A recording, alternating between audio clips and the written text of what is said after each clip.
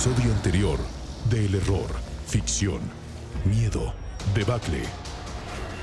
México enfrenta un serio problema económico que irremediablemente afectará los niveles de vida de la población y exigirá de todos un esfuerzo adicional. La crisis se gestó por decisiones que se tomaron a partir de diciembre de ese año. Se le llama el error de diciembre, por un desencuentro que hubo entre el presidente saliente y el presidente entrante. Fue una tormenta perfecta. A principios de ese año, las reservas internacionales estaban en casi 25 mil millones de dólares. When we discussed NAFTA some 25 years ago, remember NAFTA was negotiated by President Bush, and then it was inherited by President Clinton, and it was very controversial in the election of 1992. One of the things that was very clear is that the U.S. was the big winner from globalization. En una situación de riesgo político, pues ¿qué es lo que quiere el inversionista? Irse del país.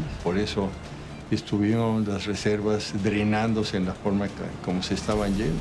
Hay un foro que ellos tuvieron por el mes de abril, después de la muerte de Colosio en los Estados Unidos, en donde se pusieron de acuerdo algunos de los grandes fondos de inversión para hacer retiros graduales de dinero de la economía mexicana.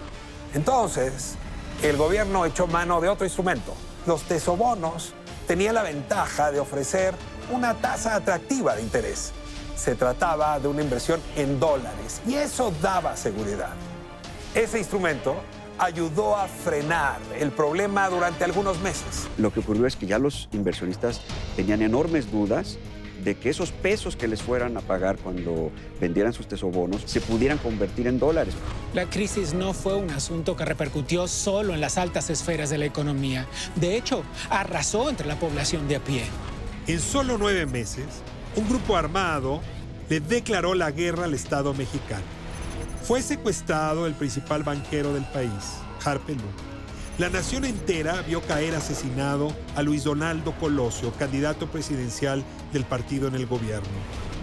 Y en medio de esta turbulencia, el responsable de la política interior, Jorge Carpizo, abdicó a su cargo. Además, se vivió un proceso electoral en un ambiente convulso y enrarecido. Pasados los comicios, la nación fue testigo, además, del homicidio del secretario general del PRI, José Francisco Ruiz Massieu, y todo esto en tan poco tiempo. Y la tormenta no cedía, y encima el poder entrante y el poder saliente se confrontaban. Lo peor para la economía mexicana apenas estaba por llegar. Soy experto en crisis, porque en México pasamos por muchas. Soy experto en crisis.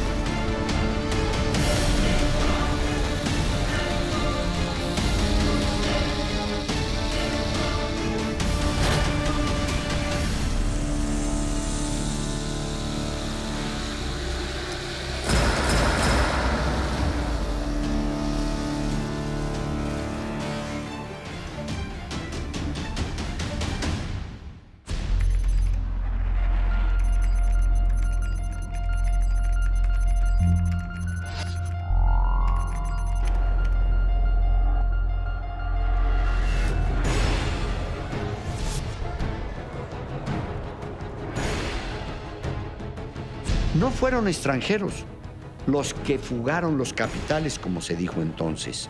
Fueron fundamentalmente mexicanos.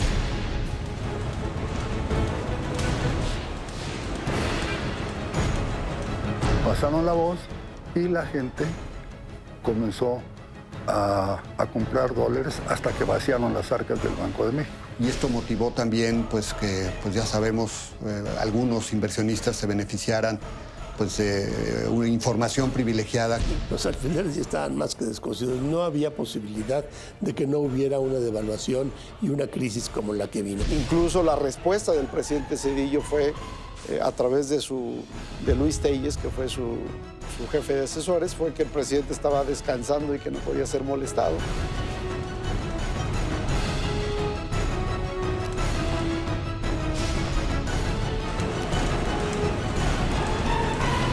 Jaime Serra Puche sabía esa noche del 19 de diciembre que tendría que dejar el cargo.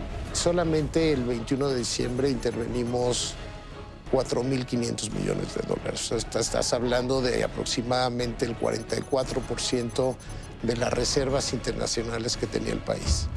En ese momento pues, nos dimos cuenta que pues, esto era insostenible. Ese fue el error de diciembre. Transitar de un modelo de banda cambiaria a otro de libre flotación en el precio de la moneda, sin que los nuevos operadores políticos tuvieran la experiencia interna y sobre todo la confianza exterior para realizar una operación tan complicada. Los tesobonos los emitió el gobierno federal, pero a corto plazo. Ya no quisieron renovar, es lo que se llama la deuda pública flotante, ya no quisieron renovar los inversionistas por el temor. The United States has a lot at stake in Mexico. De 1995 al 2000, 1.209.000 mexicanos emigraron solo a Estados Unidos. Hubo muchos suicidios en 1995. Es difícil afirmar que que cada uno de esos suicidios estuvo motivado por la situación económica, pero claramente así fue.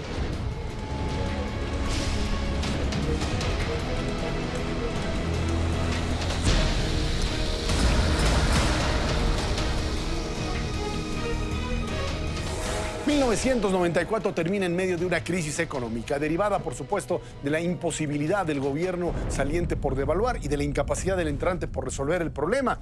Esto también en medio de la crisis de los tesobonos, estos bonos de la Federación denominados en dólares en manos de cientos de inversionistas extranjeros.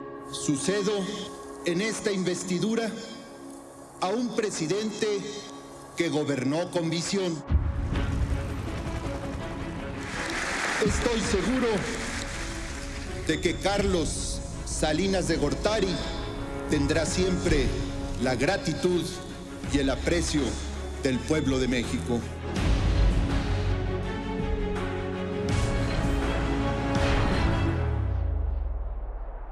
Después de un año de sobresaltos políticos y financieros, Ernesto Zedillo se convirtió en el 59º presidente de México.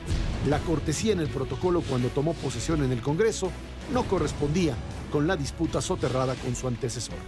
Carlos Salinas se había negado a devaluar el peso y había intentado que su secretario de Hacienda continuara en el cargo. Ernesto Zedillo impuso al suyo. Pero lo que sucedió es que de los problemas de 94 se tomaron decisiones que los convirtieron en una crisis que golpeó terriblemente al país durante 1995. Nunca se ocultaron dichos problemas, se reconocieron, se compartieron incluso con la nueva administración. Y lo que sucedió después es que esos problemas, con las decisiones que se tomaron, convirtieron en una crisis. De los grandes problemas que ocasionó pues esta estampida de recursos de nuestro país y la debacle devaluatoria fue propiciada por la falta de contactos con los mercados internacionales, ¿no? Dado que se había modificado, digamos, el sexenio y había un nuevo secretario de Hacienda, El cambio de secretario de Hacienda fue seguido por el de otros funcionarios en la estructura de la dependencia que ocupaban posiciones estratégicas. Eso creó un vacío de información y tropiezos en la comunicación con los inversionistas, quienes buscaban desesperadamente hablar con alguien en el gobierno en busca de respuestas y garantías. El vacío se convirtió en pánico. Al inicio del sexenio, los líderes empresariales también buscaron con urgencia a Jaime Serra. La respuesta que recibieron fue: no los puedo recibir. Tengo 15 días para entregar el proyecto de presupuesto, pero además no veo por qué están preocupados. No hay que temer. Devaluación no habrá. Afirmación que no era la opinión general en el equipo económico. La Comisión de Cambios, de la que era yo parte, resuelve flotar. Pero el presidente Zedillo pues, no estuvo de acuerdo. Al principio lo estuvo, pero un par de días después de la determinación de la comisión, un domingo, la comisión resuelve esto un viernes y el domingo el presidente da marcha atrás y piensa que es mejor seguir con la banda. La banda cambiaria eran los mínimos y máximos que se establecían para el tipo de cambio en el gobierno de Salinas. Sí se sabía que se estaba manteniendo el valor del dólar artificialmente y sí había mucha preocupación. La deuda en tesobonos acumulaba 19.316 millones de dólares, pero solo había 12.510 millones en las reservas internacionales. La verdad es que el principio de diciembre estaba razonablemente bien, dentro de lo bien que se podía estar en esa época, pero empezó a haber mucho temor o incertidumbre o inquietud respecto de que cambiara la manera de deslizarse o de depreciarse el peso de manera dirigida. En una entrevista posterior, el presidente Ernesto Zedillo le dijo al periódico The New York Times: no me di cuenta, por una parte, de la rapidez con que la estructura de la deuda interna ha cambiado. Me di cuenta del problema de los tesobonos en diciembre, es decir, hasta que asumió la presidencia de la República. Había una deuda importantísima en dólares. Los banqueros están muy preocupados. Van y hablan con el presidente de la República, llegan a las 12 del día a Los Pinos y se encuentran un Ernesto Zedillo pues como con sus lagañas todavía y como que estaba despeinadón. Es que estuve calculando cuánto era lo que íbamos a pagar de todos los bonos que se habían adquirido en dólares. ¿Qué no podía haberlo hecho otro ese trabajo en lugar de meter el toro por los cuernos? México estaba importando mucho más de lo que exportaba. Para pagar esa diferencia se usaban los capitales que los mercados habían invertido en tesobonos, capitales que ahora estaban abandonando masivamente el país. Ante el Congreso, el responsable de las finanzas nacionales, Jaime Serra, reconocía que el déficit era tan grande como el 7.6% del tamaño de toda la economía. Las reservas internacionales se agotaban, la deuda en tesobonos crecía, ya no había recursos para mantener la banda de fluctuación del dólar. El hecho de que tuviéramos esa emisión tan fuerte de tesobonos era una emisión a muy corto plazo en dólares. Independientemente de que estaban supuestamente expresados en pesos y convertibles al tipo de cambio del día. Entonces, en una situación de riesgo político, pues ¿qué es lo que quiere el inversionista? Irse del país. Por eso estuvieron las reservas drenándose en la forma como se estaban yendo.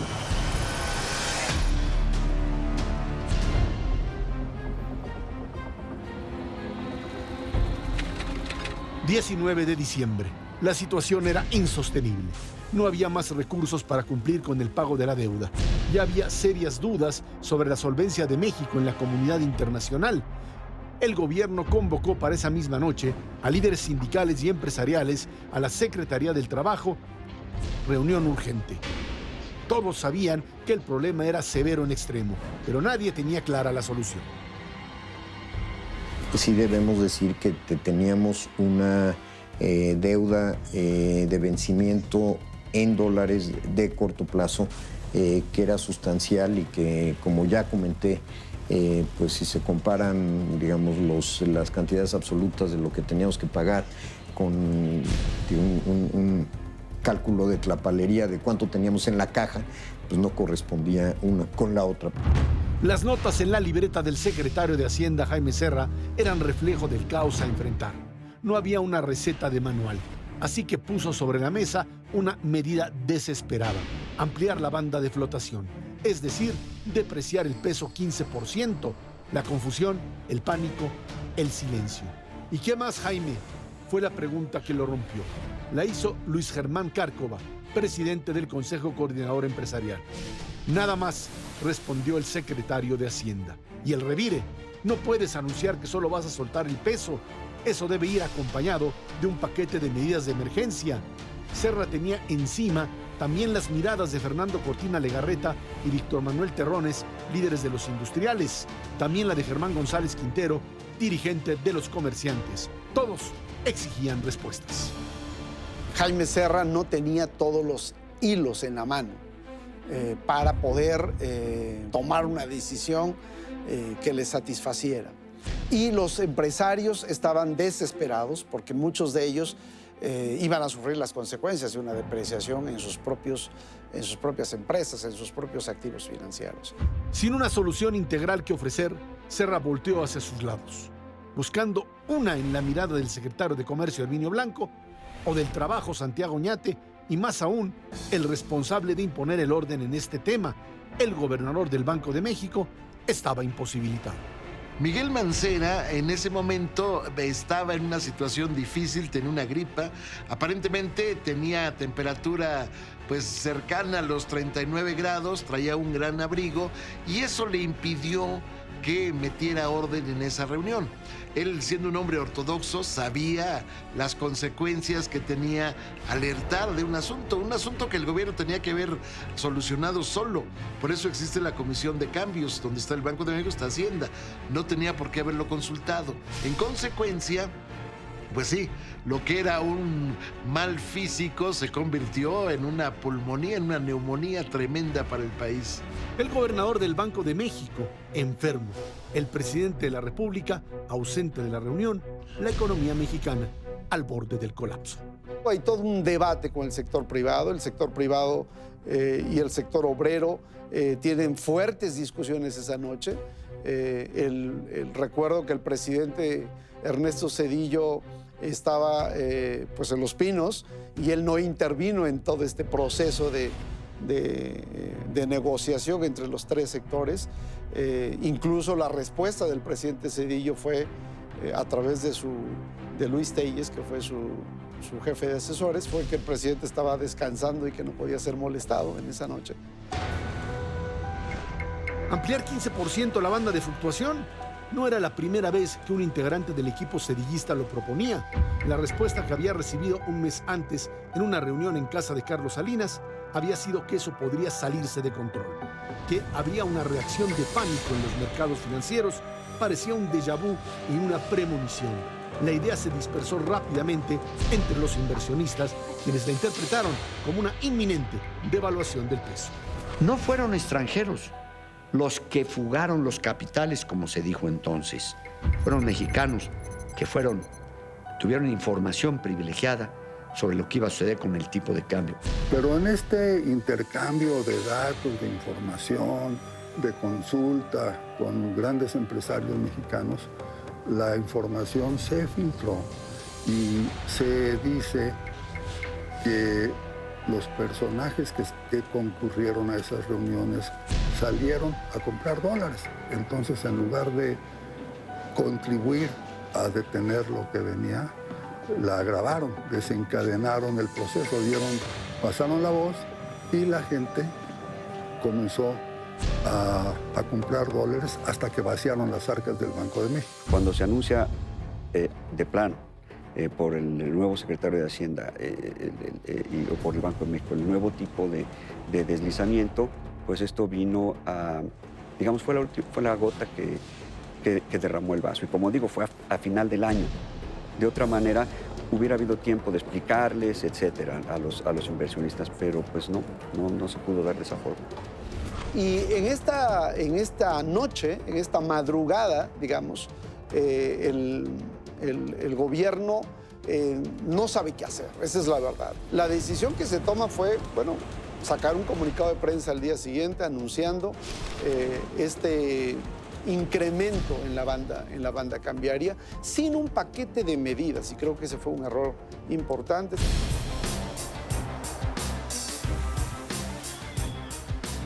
En la mañana, Jaime Serra intentaba tranquilizar los ánimos en los noticieros de radio y televisión. La incertidumbre imperó durante la jornada del día 20. Ya para el 21, el caos. El Banco de México tuvo que intervenir con casi la mitad de sus ya muy reducidas reservas internacionales. Traíamos reservas como de 10.500 millones de dólares y solamente el 21 de diciembre intervenimos 4.500 millones de dólares. O sea, estás hablando de aproximadamente el 44% de las reservas internacionales que tenía el país. En ese momento pues, nos dimos cuenta que pues, esto era insostenible. Se tiene una nueva reunión en la Comisión de Cambios y ahí es cuando se decide que a partir del 22 de diciembre se liberaría ya el tipo de cambio. Fue esto causado por la reunión del pacto el lunes 19. Me parece que ahí es donde hay uno de los mitos y de las falsedades más importantes en la historia reciente de México. En ese día, donde se supone que hablaron por teléfono para decir que compraran dólares y la pérdida de reservas es de 98 millones de dólares. Y es hasta el día siguiente, hasta el miércoles, cuando baja 4.500. Entonces, sí es cierto que hay una tremenda incredulidad de parte de los inversionistas, pero lo que no es cierto es por la reunión del pacto. Eso no es verdad. A los 2 días de esa reunión se tuvo un ataque importante a las reservas internacionales. Vino un ataque especulativo contra las reservas el 19 de diciembre de magnitudes enormes, o sea, de más de $1.000 millones, que para aquel entonces eran magnitudes enormes. Y ahí se tomó la decisión de entrar a un ajuste cambiario, ampliando la banda de fluctuación del tipo de cambio. El primer día fue prácticamente cero, comparando las cifras, ¿no? 98 millones de dólares, que era perfectamente manejable, pero después empezaron a venir otra vez los ataques de la vecindad de $1.000 millones. Y entonces ahí se tomó la decisión de flotar el tipo de cambio. La banda duró 2 días y tuvimos que regresar a la flotación, pero ya prácticamente sin reservas. El gobierno no puede sostener la situación por más tiempo. Sus municiones para hacer frente a lo que ya en ese momento era una crisis en toda regla se habían agotado. El peso quedaba libre a las fuerzas del mercado. El problema, insisto, es que pues, al final de cuentas, con la administración del presidente Zedillo, pues se tomaron decisiones que no fueron las más expeditas, las más atingentes. Incluso hubo falta de secrecía, de cuidado para manejar el movimiento cambiario. En su libro Muros, Puentes y Litorales, Carlos Salinas de Gortari dice sobre Ernesto Zedillo: para ocultar su responsabilidad en la crisis, comenzó por culpar a la guerrilla zapatista de Chiapas. En su versión de los hechos, esta era la responsable de la zozobra exhibida por los mercados. Más tarde, le achacó el origen del problema a la deuda de corto plazo, a pesar de que para su pago existían reservas suficientes antes de la crisis. Acto seguido, intentó colgar en el San Benito a los especuladores extranjeros y a la sobrevaluación del peso. Al final, ante la imposibilidad de hallar un argumento capaz de explicar una debacle tan severa, el gobierno decidió culpar al pasado inmediato, es decir, a mi administración. La decisión de no flotar fue una decisión ya del nuevo gobierno. El mismo término error de diciembre simplemente es un término que lo que indica es alguien que quiere deshacerse de una responsabilidad, cuando es un proceso gradual. Yo creo que el problema fundamental del 94 fue que se pospuso la decisión fundamental, que fue ajustar el tipo de cambio. Y se pospuso por mucho tiempo, de manera que cuando ocurrió ya fue muy traumático. Pero ahora resultaba que la reforma económica fracasaba. Para nosotros era el fin de una época. Tenía que venir un cambio. 21 de diciembre, miércoles negro. El gobierno convoca a una nueva reunión a empresarios y líderes obreros. Llegan con rostros sombríos. Los problemas ya son evidentes, aunque todavía no la magnitud de una crisis que caía sobre México en plenas Navidades. Negociaciones tensas y señalamientos directos. La frustración y el enojo, aún más acentuado de los empresarios, era porque la nueva administración había ignorado sus alertas. Los líderes sindicales endurecieron sus posturas. diálogos con el sector obrero, encabezado en aquel tiempo por Fidel Velázquez y su grupo de líderes, que tampoco podían ponerse de acuerdo respecto de qué hacer. El sector obrero había, de hecho, amenazado con romper relaciones con el gobierno y, en todo caso, fincaron algunas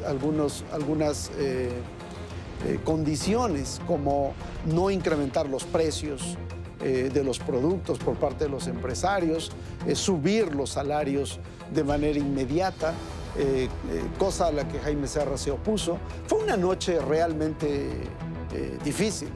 Una fuente interior de la Secretaría de Hacienda cuenta cómo el daño pudo ser mucho menor si el secretario de Hacienda de aquel entonces hubiera tenido la humildad de consultar al secretario de Hacienda anterior. Para las 9 de la noche, Hacienda lo hizo oficial. El tipo de cambio flotaría ya sin la intervención de las autoridades. El presidente Zedillo tardó 9 días más en emitir un mensaje a la nación.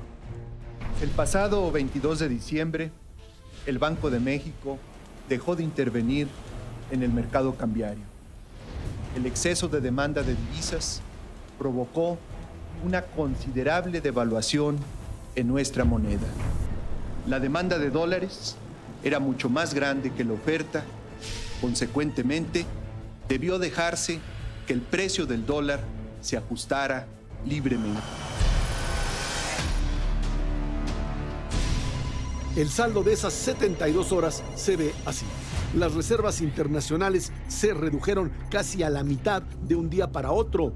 El 21 de diciembre eran de apenas 5.854 millones de dólares. La deuda en tesobonos era de casi 4 veces esa cantidad, 20.947 millones de dólares que el país no tenía para pagar. La divisa estadounidense no solo se salió de la banda de fluctuación, sino de control. En solo 8 días subió más de 65%. En otras palabras, en diciembre, cuando se da la noticia de que se cambia la estrategia de política cambiaria para pasar a un deslizamiento con una banda más grande, etcétera, en ese momento ellos se espantan, venden todo. ¿Por qué vendieron todo? Porque ya iba a terminar el año y a ellos los miden por sus resultados. ¿Qué es disminuir sus posiciones? Pues vender los tesobonos de manera masiva e inmediata, que eso es lo que pasó a fines de 94. Después de una serie de eventos desafortunados, ese 1994 terminó muy distinto de cómo inició. Las reservas reducidas a la cuarta parte, la deuda de tesobonos multiplicada varias veces, el dólar literalmente fuera de control. Así fue como los mexicanos pasaron de la ficción al miedo y luego a la debacle. Ese fue el error de diciembre. Transitar de un modelo de banda cambiaria a otro de libre flotación en el precio de la moneda, sin que los nuevos operadores políticos tuvieran la experiencia interna y sobre todo la confianza exterior para realizar una operación tan complicada. Jaime Serra Puche sabía esa noche del 19 de diciembre que tendría que dejar el cargo y lo sabía porque nunca se había enfrentado a una circunstancia como la que se enfrentó en esa noche. Así que su salida era inminente y el presidente Zedillo la concretó con un funcionario, un técnico y político experimentado en asuntos de finanzas como Guillermo Ortiz. La crisis se gestó por decisiones que se tomaron a partir de diciembre de ese año. Todo gobierno al terminar deja, sin lugar a dudas, cuestiones sin resolver y problemas que existen, pero también activos del otro lado de la balanza que permiten precisamente apoyarse en esos activos para enfrentar los problemas que se tienen. Y lo que sucedió después es que esos problemas, con las decisiones que se tomaron, convirtieron en una crisis.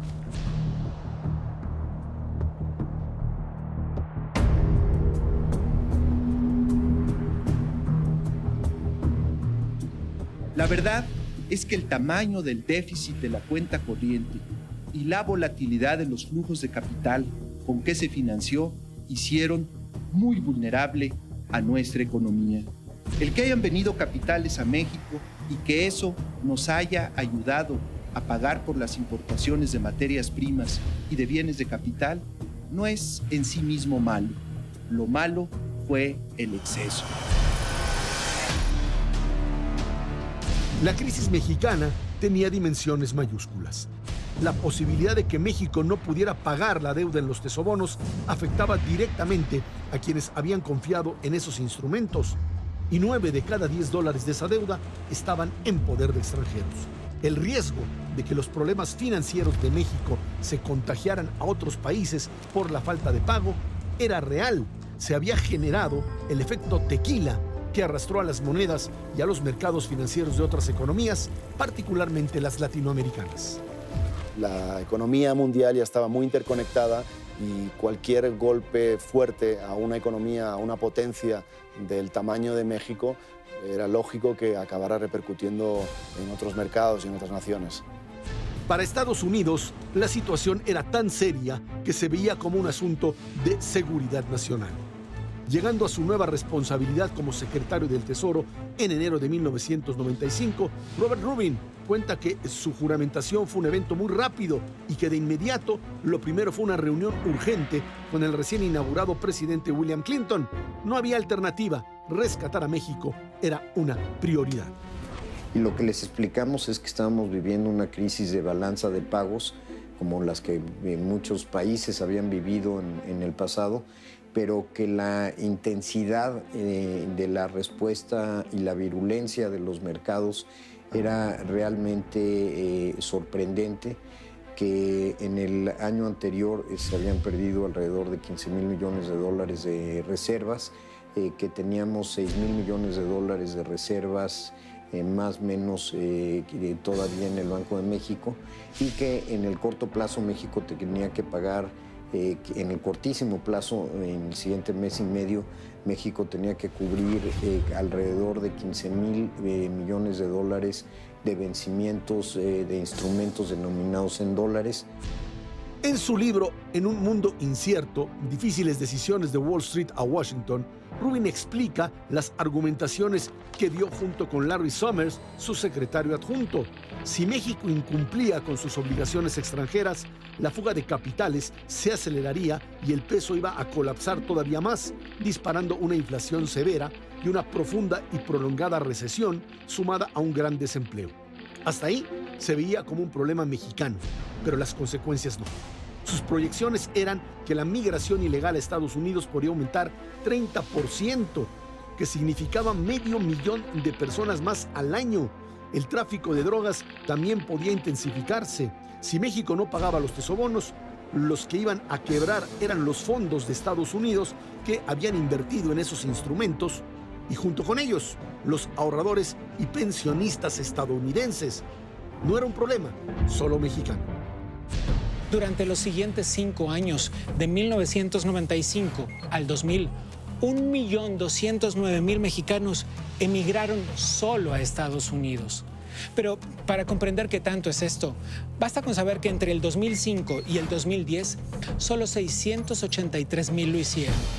Es decir, 526.000 personas menos que en el quinquenio anterior, a pesar de que la población había crecido. Fue terrible. México podía ocasionar que la economía norteamericana redujera su crecimiento hasta 1,5% anual. Y también había una cuestión de imagen. Con el Tratado de Libre Comercio, México era visto como un modelo para otros países en desarrollo. A mediados de los 90 acababa de caer, hacía un poco tiempo relativamente, el muro de Berlín. La Unión Europea estaba fortaleciéndose como bloque comercial también, lo cual es importante si hablamos de lo que representó para Norteamérica el Telecán. En esa época inclusive se hablaba de que había 3 grandes bloques económicos, comerciales, que eran justamente América del Norte, la Unión Europea y Japón. Pero el rescate a México era un problema para el presidente de Estados Unidos. Utilizar fondos públicos para eso era una medida impopular y políticamente riesgosa. De fallar, a Clinton podía costarle incluso la propia reelección. The United States has a lot at stake in Mexico. We have hundreds of thousands of jobs that are tied to the success of the Mexican economy. It is now our third largest trading partner, several billions of dollars a year. Our future cooperation and our ability to manage some very significant immigration problems could be affected by what is going on there. And the efforts that we are making to cooperate on the drug issue could obviously be affected by what is going on there. It does help rescue Mexico from a financial collapse they believe could have shaken the U.S. economy. Well, the news that President Clinton was acting now gave the Mexican stock market and the Mexican currency quite a boost. And this is important for the U.S. economy. La opinión pública estaba en contra. Una encuesta publicada por el periódico Los Angeles Times decía que el 79% de los estadounidenses se oponía a dar la ayuda a México. Solo el 18% la respaldaba. El Congreso también estaba renuente. Algunos legisladores esgrimían que la situación de México demostraba como un error haber negociado el Tratado de Libre Comercio y esa oposición aumentó el costo del rescate para México. En ese momento en que fue necesario que el gobierno de Estados Unidos, el presidente Clinton en particular, porque el Congreso le negó apoyo, reuniera fondos de aquí y allá para capitalizar al país.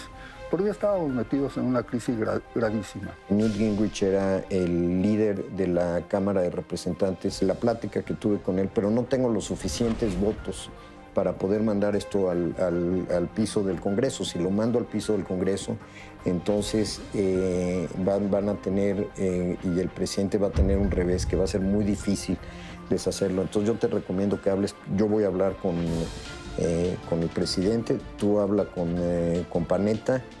No había tiempo para negociaciones. México tiene unas 48 horas de vida, le dijeron Rubin y Summers a Leon Panetta, el jefe del gabinete, y a Sandy Berger, jefe del Consejo de Seguridad Nacional. Era la noche del 30 de enero de 1995. 2 días antes, el secretario de Hacienda mexicano, Guillermo Ortiz, había llamado a Robert Rubin para decirle que era inminente la moratoria. Clinton reaccionó. El martes 31, muy temprano, se reunió con los líderes del Congreso. Les informó que actuaría apelando a su autoridad ejecutiva. Había una manera de hacerlo sin la necesidad de una autorización del Capitolio. Tiene que entrar una orden ejecutiva del presidente Clinton, que por primera vez la usa, una autorización que tenía el presidente desde la Gran Depresión de 1929. This crisis poses, however, great risks to our workers, to our economy and to the global economy. Esta mañana, el señor William Clinton, presidente de los Estados Unidos, decidió utilizar el Fondo de Estabilización Cambiaria de su país para otorgar a México una línea de crédito de hasta $20 mil millones. Además, hoy mismo, el director gerente del Fondo Monetario Internacional ha expresado la intención de extender el crédito de dicha institución hasta por $17.759 millones. A su vez, el Banco Internacional de Pagos estudia la posibilidad de duplicar el crédito ofrecido a México de $5.000 a $10.000 millones. Al concretarse las operaciones anteriores y tomando en cuenta el crédito esperado de la banca comercial internacional, México contará con líneas de crédito por un monto cercano a los $51.000 millones, con el propósito de garantizar la estabilización cambiaria y financiera. El gobierno del presidente Clinton decidió utilizar el Fondo de Estabilización Cambiaria porque no tenía el apoyo político para el rescate financiero de México. Cualquier otro mecanismo debía pasar necesariamente por la aprobación de su Congreso. Los fondos se utilizaron para intercambiar las abultadas deudas de corto plazo que habían dejado los tesobonos por otras externas a largo plazo. Y también para rescatar al ya entonces caótico sistema bancario. Pero aún así, México no se salvó de condiciones muy desventajosas. Este análisis del Senado de la República es una evaluación de la política económica de esos años, su repercusión en la banca, la deuda pública y el bajo desarrollo del país, y reconoce sin cortapisas. Larry Summers podría ser también muy habilidoso. Fue idea suya la de poner una tasa de interés tan alta en el préstamo a México para que los mexicanos se vieran obligados a pagar rápidamente. Es decir, el gobierno mexicano aceptó un trato inaceptable de subsecretarios hombres, dice el documento. Pero bueno, nos rescataron. ¿Y sabes por qué? Porque los inversionistas extranjeros estaban representando ¿a quiénes? A los maestros de California, de Washington. Para que le pagaran más. Ajá, los fondos de pensiones. Por eso nos ayudó Washington. Por eso tuvimos siempre que primero atender el reclamo internacional que resolver nuestro problema de estructura interna. La emisión de tesobonos fue excesiva. La razón por la que se hizo, sin embargo, maestra, no fue por propósitos políticos o por propósitos electoreros. Es imperativo reducir rápidamente el déficit en la cuenta corriente para ajustarnos a nuestros propios medios y a un monto considerablemente menor de financiamiento en los mercados internacionales. El gobierno mexicano había conseguido el dinero para pagar a quienes invirtieron en los tesobonos. El siguiente paso era buscar la forma de abonar los préstamos recibidos de Estados Unidos y de organismos internacionales. El costo sería pagado por los mexicanos a través de más impuestos, menor gasto público y un retroceso en la calidad de vida. El plan de choque fue el camino elegido por el presidente Ernesto Zedillo. Había pues, prácticamente dos caminos. Uno, de alguna manera, simplemente dejar que la crisis tomara su curso y que se estabilizara en el tiempo, lo que iba a tener un costo gigantesco para la gente en nuestro país, o tratar de encontrar un paquete como el que se logró negociar con los Estados Unidos, donde nos dieran un financiamiento de carácter temporal para poder resolver el tema de los tesobonos. México enfrenta un serio problema económico que irremediablemente afectará los niveles de vida de la población y exigirá de todos un esfuerzo adicional. Así como 1994 inició con la expectativa generada por el inicio del Tratado de Libre Comercio, 1995 comenzó marcado por la crisis. Despidos, desahucios, suicidios, deudas que se vuelven impagables. En el segundo trimestre de ese año, la economía se desplomó 10%. Una recesión. Las importaciones de bienes y servicios se redujeron 27.5% ese 1995. Las empresas absorbieron los costos del incremento en los insumos necesarios para producir sin aumentar precios. Los trabajadores dejaron de ganar y de gastar. Ese año, la economía se redujo en su tamaño en 5.76%. Las tasas de interés en México subieron a niveles superiores al 100%. En el caso de las tasas activas, es decir, las tasas a los créditos, subieron al 120, 130, 140% en los siguientes meses.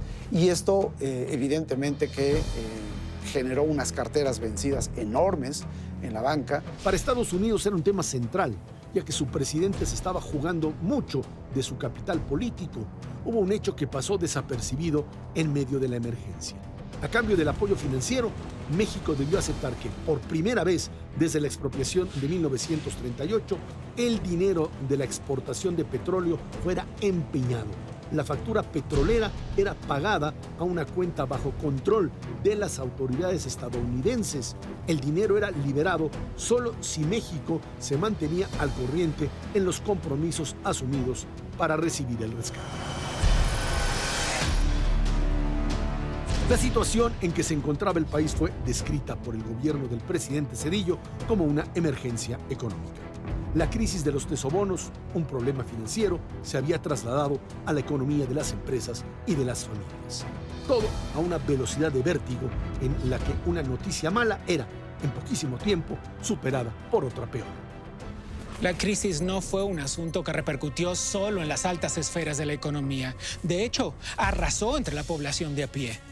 El desempleo pasó del 3.7 al 6.2% de la población en 1995, es decir, creció 67% en el año en el que se desarrolló la catástrofe.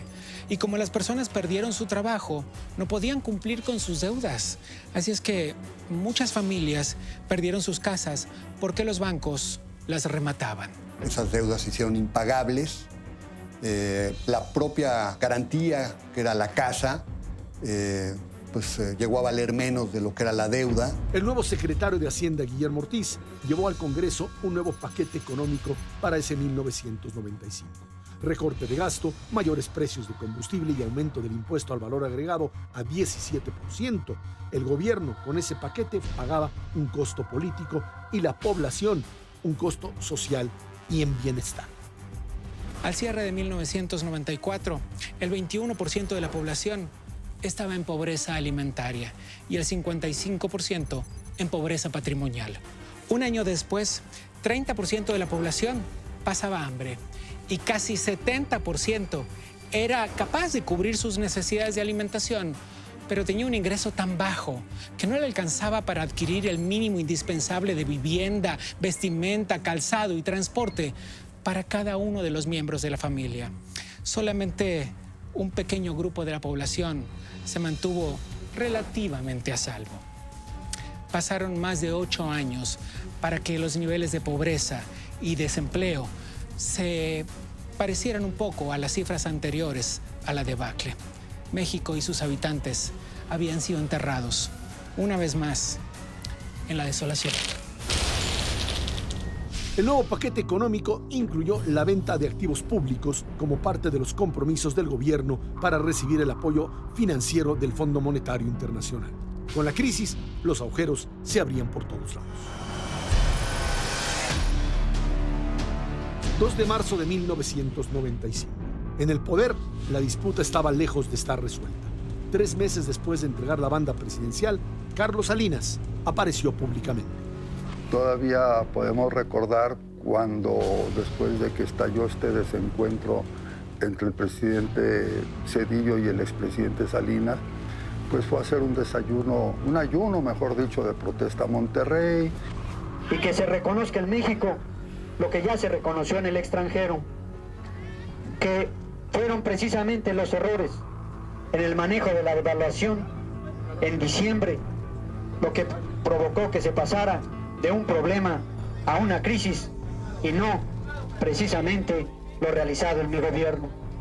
Ernesto Zedillo buscó detener esa protesta lo antes posible. Yo estuve presente en la reunión entre el secretario Barman y el presidente Zedillo.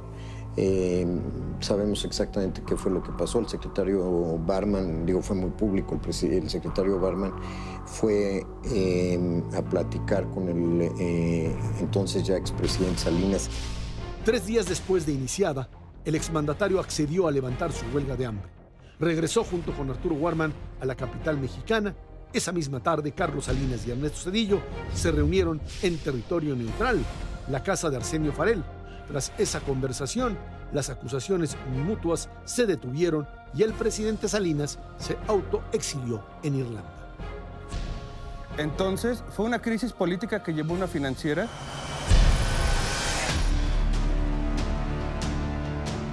Pero otro huevo de la serpiente se había incubado. La regulación de la banca recién privatizada era tan laxa y complaciente que desencadenó otra enorme crisis dentro de la propia crisis.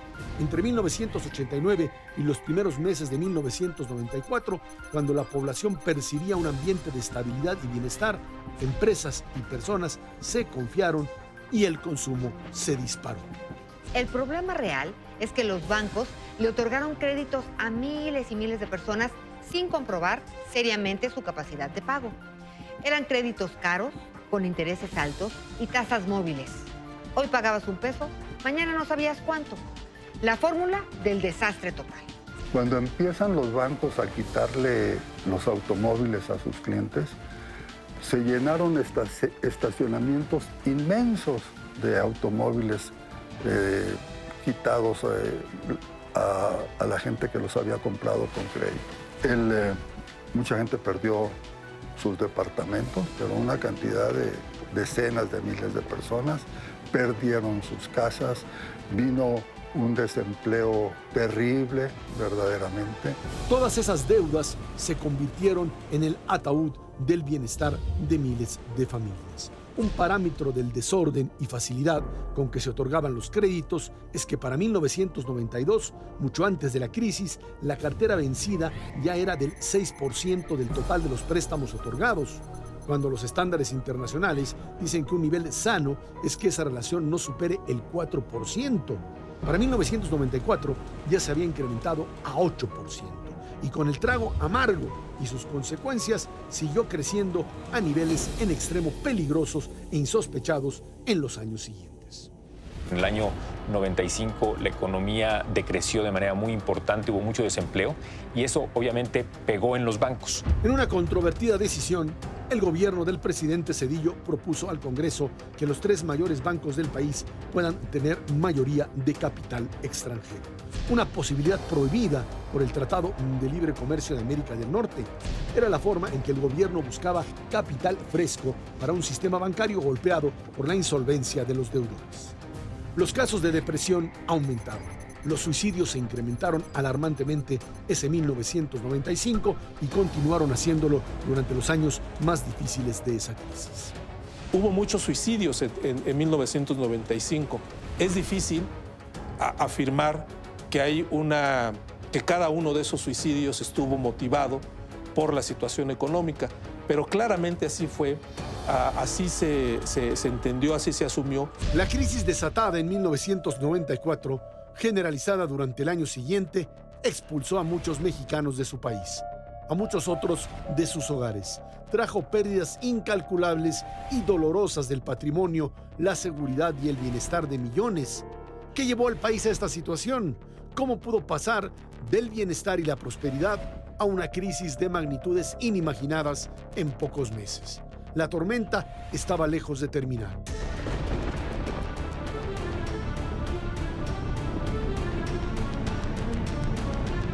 El sistema financiero completo estaba en peligro. Salvarlo tendría muchos más costos y condenaría a las generaciones futuras al pago de una deuda que cargarían como un lastre por décadas.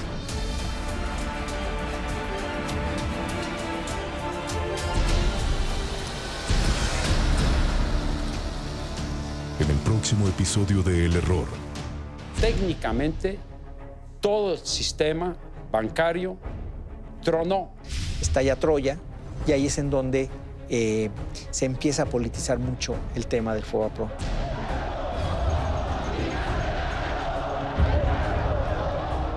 Cuando se enferma todo el sistema financiero, el problema ya no es el sistema financiero, el problema es la economía y es el bienestar de la gente. Las empresas y las familias habían adquirido deudas muy importantes con la banca. El gobierno, para evitar la salida de capitales, empieza a subir las tasas de interés. Evidentemente suben también para aquellos que piden préstamos. Y llega el momento en que la gente no puede pagar.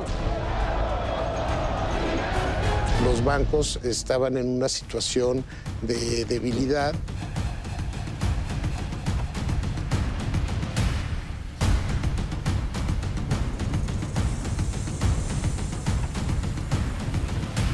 Quedó claro que los bancos en manos del gobierno pues no estaban operando adecuadamente. Y no solamente fue un proceso inducido, sino que fue un proceso en el que también se compraron estos bancos sin tener el dinero disponible para hacerlo. Una parte era capital y una parte en ocasiones eran créditos que esa institución u otras les daban para comprar las instituciones. Los bancos que nos entregaron, muchos de ellos tenían carteras no productivas o carteras vencidas muy altas. Se tuvo que implementar el famoso FOBAPROA.